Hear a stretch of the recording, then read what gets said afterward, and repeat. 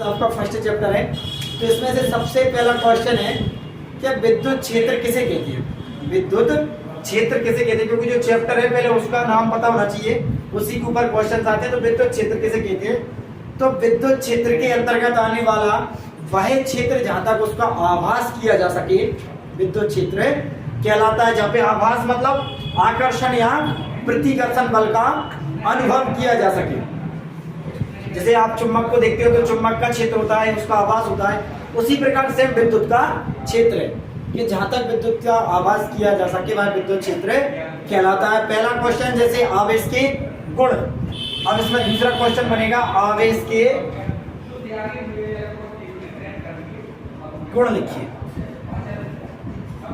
देखिए आवेश के गुण देखिए। आवेश दो चीजों में होता है, एक तो विद्युत क्षेत्र रेखा में होता है, एक चुंबकीय क्षेत्र रेखा में होता है।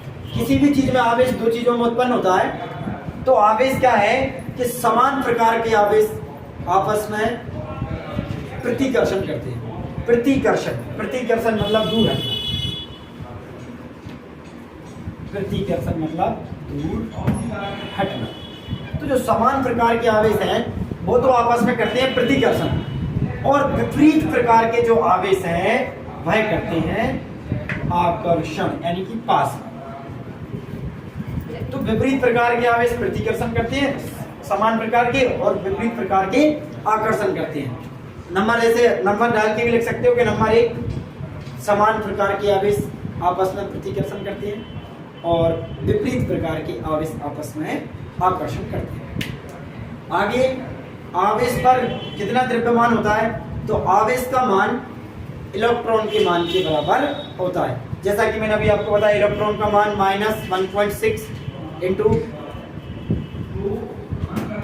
10⁻⁻19 कूलम पर किलोग्राम में अपना इलेक्ट्रॉन का होता है 1.6 माइनस।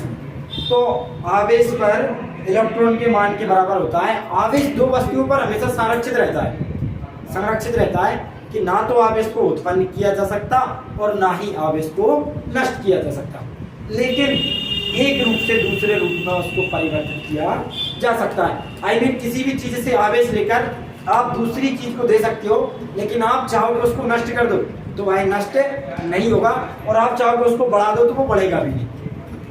केवल एक रूप से दूसरे रूप में उसको परिवर्तित किया जा सकता है। आवेश हमेशा इलेक्ट्रॉन के पूर्ण गुणज होता है। क्या होता है, इलेक्ट्रॉन के पूर्ण गुणज होता है, और यह क्वांटीकरण सिद्धांत का भी पालन करता है। मैं आपको बता दूं क्वांटीकरण का सिद्धांत होता है Q बराबर धन ऋण Ne।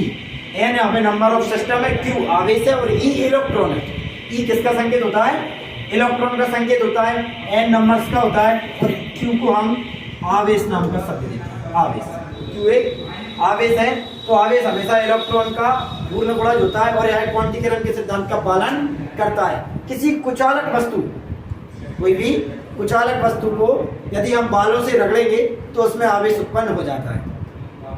कोई भी कुचालक वस्तु है उसको बालों से आप बार बार आपने रगड़ते हैं। सर्दियों के सीजन में जैसे आप गर्म कम्बल या तेल लगे हुए कंघे को आप बालों पर करते हैं तो बाल ऊपर को खड़े हो जाते हैं। या आपने बच्चों के साथ एक किया होगा एक्सपेरिमेंट, जैसे चेयर पर बैठ जाते हैं, पीछे से तौलिए लेके बच्चे उसको मारते हैं बार बार, फिर उसके नाखून से नाखून को टच करते हैं तो आपको करंट का आभास होता है।